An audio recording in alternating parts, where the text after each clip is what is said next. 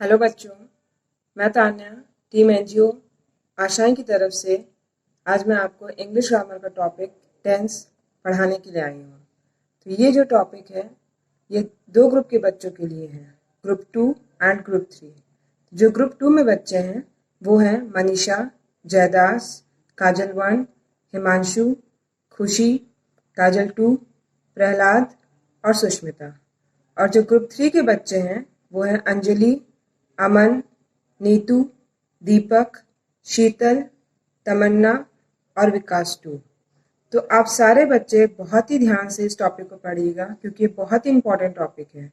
और English grammar का आगे हम लोग जो भी चीज़ पढ़ेंगे उसमें ये टेंस जो टॉपिक है वो बहुत ही अच्छे से यूज होने वाला है। ठीक है, तो आइए हम लोग देखते हैं टेंस के बारे में।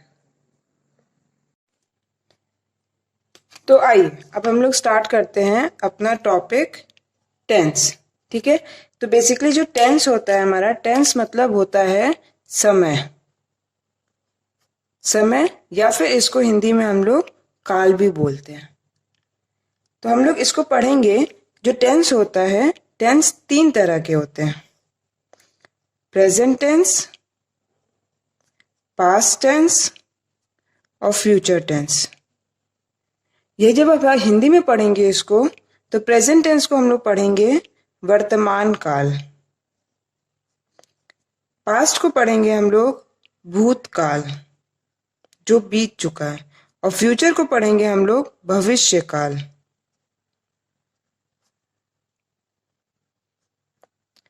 ठीक है, तो जो वर्तमान काल होता है उसका मतलब होता है जो अभी चल रहा है, जो अभी चल रहा है। जैसे मैं आपको पढ़ा रही हूं तो ये कौन से काल में आएगा? ये वर्तमान काल में आएगा क्योंकि ये कार्य अभी चल रहा है। भूतकाल या पास्ट टेंस में जैसे आ सकता है कि मैं कल घूमने गया था, मैं कल घूमने गया था। तो ये था क्या बताता है कि ये कार्य हो चुका है, बीत चुका है। तो ये होता है पास्ट टेंस, भूतकाल। भविष्य काल क्या होता है? जो आने वाला है, जो आने वाला है उसे हम लोग भविष्य काल कहते हैं, फ्यूचर टेंस कहते हैं। जैसे कल मैं नहाऊंगा। ठीक है, वो आज नहीं नहाया है, वो कल नहाएगा। कल मैं नहाऊंगा, तो ये कल आने वाला है, आज की बात नहीं हो रही है, कल की बात हो रही है। तो ये हो गया हमारा फ्यूचर टेंस। तो 3 तरह के टेंस होते हैं, प्रेजेंट टेंस, पास्ट टेंस और फ्यूचर टेंस। ठीक है, इसके बारे में और पढ़ने से पहले हम लोग कुछ इंपॉर्टेंट चीजें देख लेते हैं। वो होता है हेल्पिंग वर्ब। ठीक है, हम लोग पहले हेल्पिंग वर्ब के बारे में सीख लेते हैं। हेल्पिंग वर्ब की हेल्प से हम लोग किसी भी वाक्य को, किसी भी सेंटेंस को बनाना सीख सकते हैं। तो इसमें क्या आता है? पहला आता है हमारा इज, एम और आर। ये 3 चीज आते हैं, इज, एम और आर। ठीक है, तो इज उसके लिए होता है जो एक हो, जिसको हम लोग सिंगुलर भी कहते हैं। आप लोग सिंगुलर पढ़ चुके होंगे, एक। ठीक है, और आर उनके लिए आता है जो बहुत हो, ठीक है, या अनेक, जिनको हम लोग कहते हैं प्लूरल, उनके लिए आता है। तो इज हो गया, आर हो गया, और जो एम होता है वो हमेशा आई के लिए आता है। तो ये 3 हम लोग तभी यूज करेंगे जब हम लोग प्रेजेंट टेंस में होंगे। प्रेजेंट मतलब वर्तमान, अभी के समय में। ठीक है, जैसे मैं कहूं, अगर इज की बात करते हैं तो ही एक होता है, तो ही के साथ इज लगा सकते हैं। ही इज अ डॉक्टर, मतलब वह डॉक्टर है। शी इज अ डॉक्टर, वह डॉक्टर है। ठीक है, इज हो गया। अब जैसे आर, आर मतलब बहुत ढेर सारे लोग, तो we are playing. They are, they भी बहुत सारे लोग हैं, तो दे आर डांसिंग।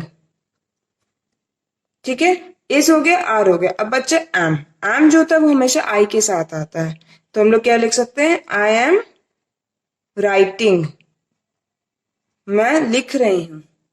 ठीक है, आई एम स्लीपिंग, मैं सो रही हूं।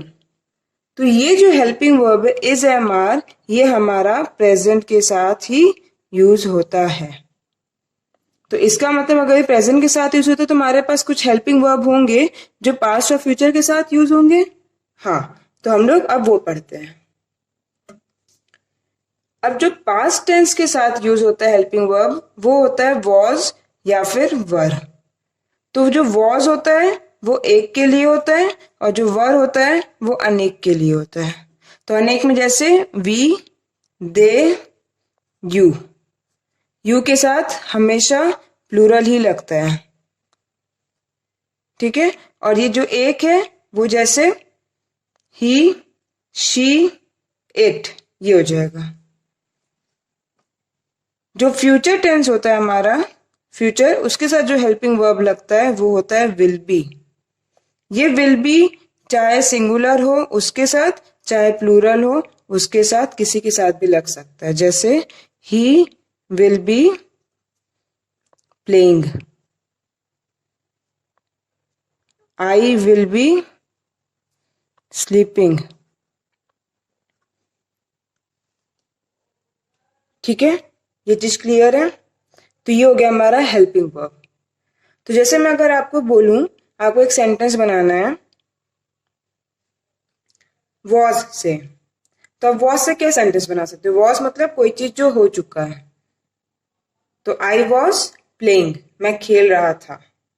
ठीक है, तो ये थी हमारी हेल्पिंग वर्ब की बात। अब हम लोग चलते हैं अपना मेन जो हमारा टेंस है हम लोग उसको देखते हैं।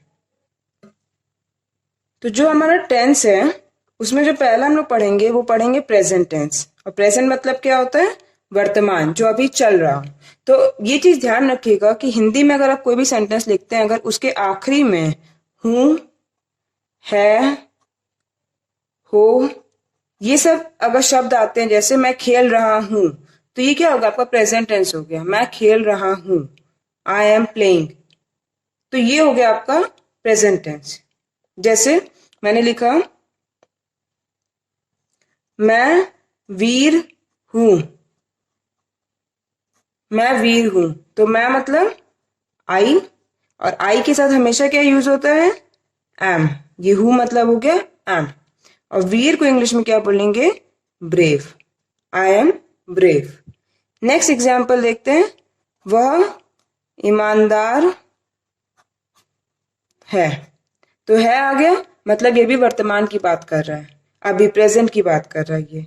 वह मतलब ही के साथ क्या लगाते हैं हम लोग, इज। तो ये चीज जो है वो इज बता रहा है। ईमानदार क्या बताएगा, ही इज ऑनेस्ट। तो सेंटेंस ऐसे बनता है। तो जब भी हम लोग प्रेजेंट टेंस में रहेंगे तो प्रेजेंट टेंस में हम लोग यूज करेंगे एम, इज, आर। ठीक है, ये हो गया प्रेजेंट टेंस की बात। अब जब हम लोग चलते हैं पास्ट टेंस में, पास्ट टेंस में जब हम लोग हिंदी में सेंटेंस लिखते हैं, वाक्य लिखते हैं, उसमें अगर लास्ट में आ रहा है था, थी या थे, तो वो हमारा क्या हो जाता है, पास्ट टेंस हो जाता है, भूतकाल हो जाता है। तो इसके लिए हम लोग क्या यूज करते हैं, वॉज या फिर वर। जैसे मैं विद्यार्थी थी, तो थी आ गया, और मैं, तो आई, ये क्या बताएगा, इसको यहां लिखेंगे हम लोग वॉज, और विद्यार्थी means student, I was student. ठीक है, तो ये जो थी है वो बता रहा था वॉज। जैसे नेक्स्ट एग्जाम्पल, आप डॉक्टर थे, तो आप मीन्स यू, थे मतलब वॉज या वर, तो यू के साथ हम लोग हमेशा वर यूज करते हैं, यू को हम लोग हमेशा प्लूरल मानते हैं। तो you were doctor, and then full stop. ठीक है, ये चीज क्लियर है आपको एकदम, पास्ट टेंस। अब हम लोग का जो एक और जो इसमें है वो है फ्यूचर टेंस। फ्यूचर टेंस में अगर हम लोग देखेंगे कि वाक्य के लास्ट में लिखा रहेगा गा, गे या गी, तो इसका मतलब होगा हम लोग जो हेल्पिंग वर्ब यूज करेंगे वो होगा विल बी। ठीक है, जैसे वह जाएगा, तो ये गा क्या बता रहा है? फ्यूचर टेंस बता रहा है। वह मतलब ही, गा मतलब ही विल, और जाए मतलब गो, he will go.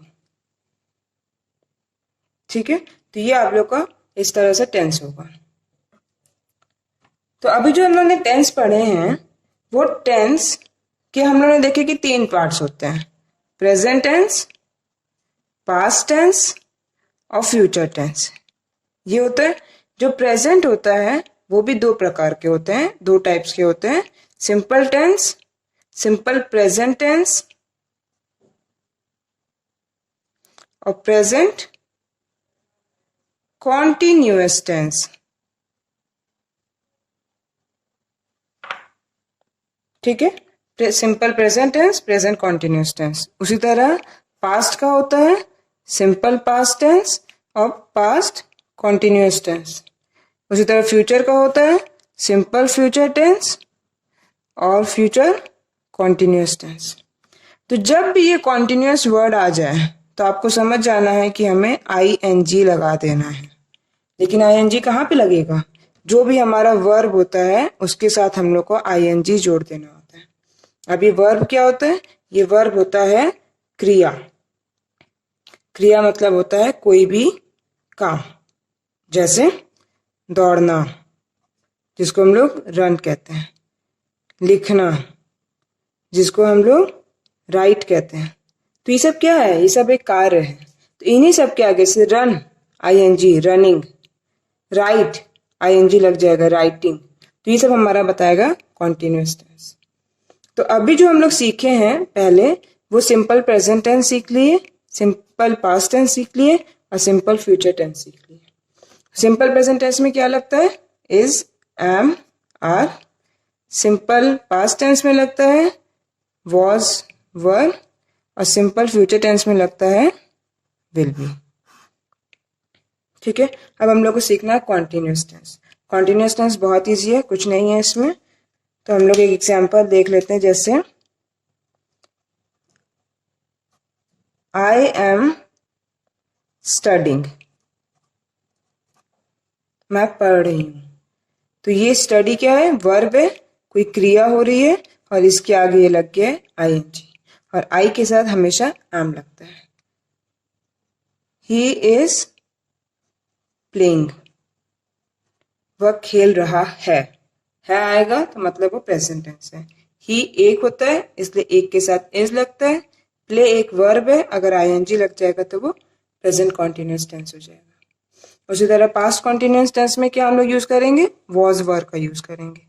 I was studying, मैं पढ़ रही थी।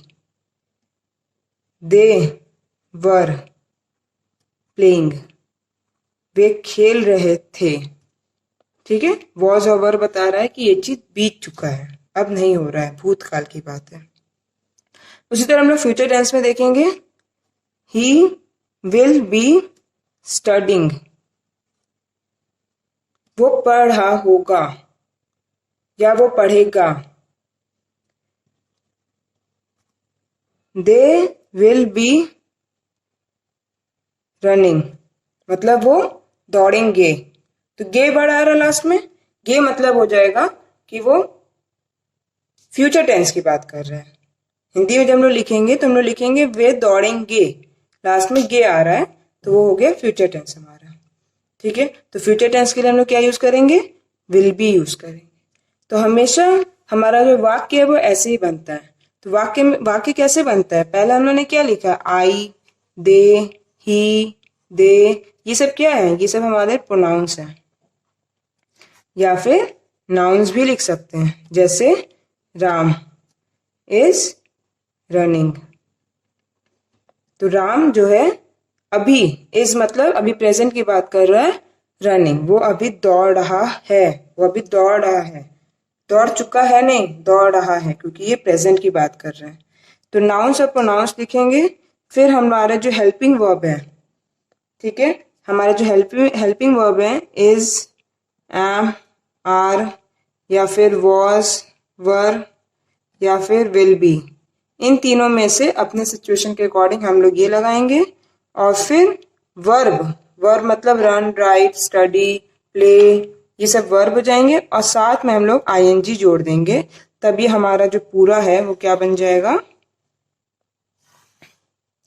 कॉन्टिन्यूअस टेंस बन जाएगा। और कॉन्टिन्यूअस मतलब कोई चीज जो चल रहा है। तो प्रेजेंट मतलब जो अभी चल रहा है, पास्ट मतलब जो चल रहा था, आई वॉज प्लेइंग, मैं खेल रहा था। फ्यूचर टेंस जो चलेगा आगे, जो कुछ लंबे समय तक चलेगा, ही विल बी प्लेइंग, वो कुछ समय तक खेलेगा। तो ये सब हमारे हो जाते हैं प्रेजेंट, पास्ट और फ्यूचर टेंस। और इसके हमारे कॉन्टिन्यूअस मतलब होता है जो कोई चीज चलेगा, और जो सिंपल होता है वो बस बताता है कि ये चीज हो रहा है। ठीक है, ये चीज क्लियर है आपको अच्छे से? तो ये आपके पास मैंने कुछ क्वेश्चंस दिए हैं हिंदी में, आप इसको इंग्लिश में ट्रांसलेट करिएगा। ध्यान रखिएगा, अगर था है तो मतलब पास्ट टेंस, वॉज या वर लगेगा। हूँ मतलब present tense, is, am, are लगेगा, इन तीनों में से कोई एक। और रहूंगा, गा वर्ड आ रहा है, गा लेटर आ रहा है लास्ट में, मतलब कि फ्यूचर की बात करें तो फ्यूचर में हम लोग विल बी का यूज करेंगे। ठीक है, तो आप इसको बना के रखिएगा, आपको जो भी लोग पढ़ाते होंगे वो इसको चेक कर लेंगे। ठीक है, okay, thank you everyone, all the best, बहुत अच्छे से आप लोग पढ़ाई करिए।